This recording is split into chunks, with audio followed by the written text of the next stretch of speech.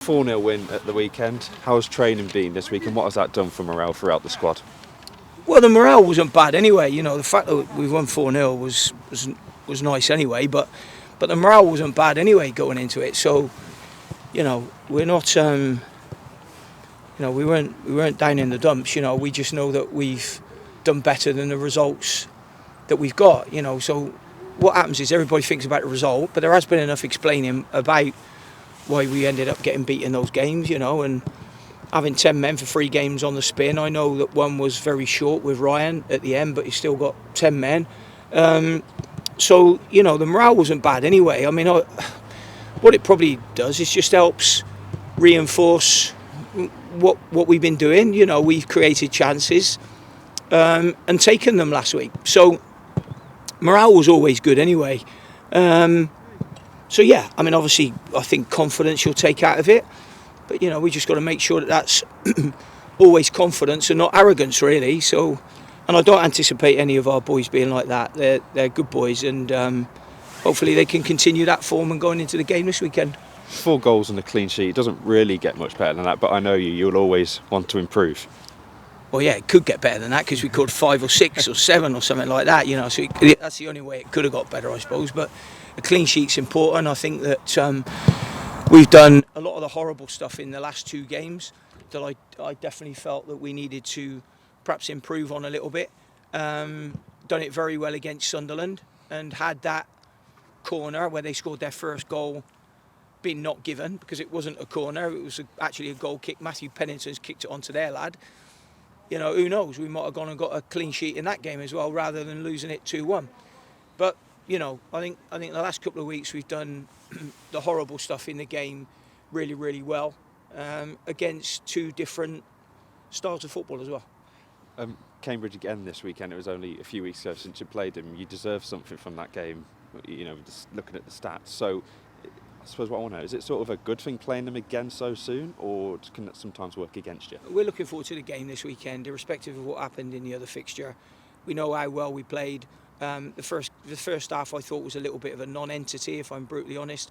I thought we were a much better team in the second half, and a couple of lapses in concentration has cost us that game. So, we'll be going out all out this week to try and set the record straight regarding that last game if we can. Speaking to Che, he was, spoke highly of this squad. He said, they're all friends, there's the togetherness. How does the togetherness in the squad, from what you see it, compare to when you first came into the club? Well, different. It doesn't just happen that, I think people can take that for granted. I would say there's younger players in the squad now. There's probably more value in the squad now. And that's only started this season, really. So I suppose if somebody wants to say it's my squad now, well, I suppose it is by recruiting players. But the other two sets of lads in the first year and the second year were my lads while they were here as well. So it's just different. The group's different, but there's been an incredible amount of hard work that's gone into putting that together. Incredible. No one will ever know, and the reason they don't know is they don't do it. So, really, really difficult to put it all together. Managing those expectations, squad morale, I suppose coming off the back of a 4-0 win again, how do you, as a manager, manage expectations? From who? Expectations from who? The supporters, coming in from a 4-0 win, coming up against. Well, I wouldn't know that unless you told me, because I wouldn't read anything, so I don't know what expectations are from supporters, good, bad, or indifferent. So I wouldn't know that. All I know is what expectations are in our dressing room and the levels that we try and set. And I think most people would know they're high, which is where you have to set things anyway. But, that's all within the confines of the dressing room. I would never do anything that would heap pressure on any of the players. In fact, anything I try to take it the other way. Because unless you've actually been out in the arena and played yourself, it's very, very difficult to understand what it's like for any sportsman, I suppose, really.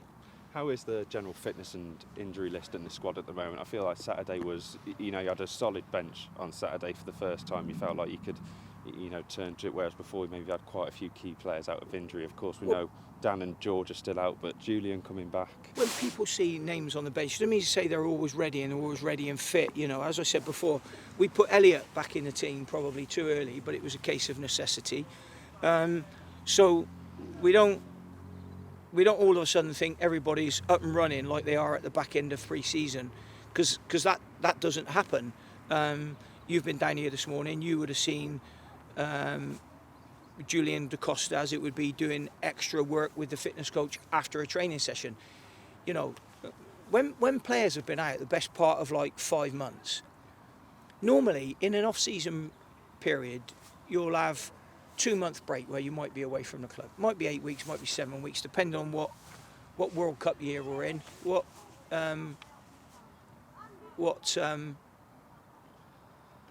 other competitions are going on for international clubs. So what happens a lot of the time is normally at the end of the season they'll have a 2-week shutdown. Then all the players that I've ever managed, we have what will be a 5-week or 6-week build-up where they have to do 3 sessions a week. And what I mean by that is 3 sessions a week, 40 minutes, 75% heart rate.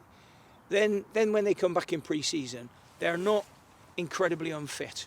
And when players miss that, or they don't have that, it's no coincidence that the newer players that come to the club that haven't done an off-season programme and come into a pre-season that we put together, it's no coincidence that they struggle.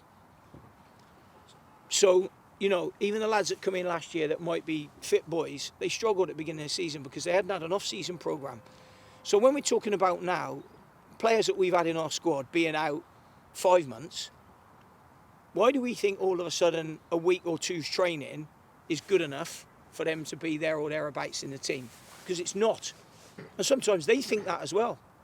And anybody who would ever think that would be deluded to the fact that they think they're going to be back fit after a week's training or 2 weeks training. And that's the reason we have pre-season. It's 6 weeks after 2 months off. So after 5 months off, how long do you need? You might have to double that. It might be 12 weeks. It ain't going to be 12 weeks really, but what I'm saying is, people who think that they're all of a sudden going to be back. And what I mean players as well. Players think all of a sudden they're back in training for a week, back in training for 2 weeks, all right. They're miles away from it, miles away from the other boys.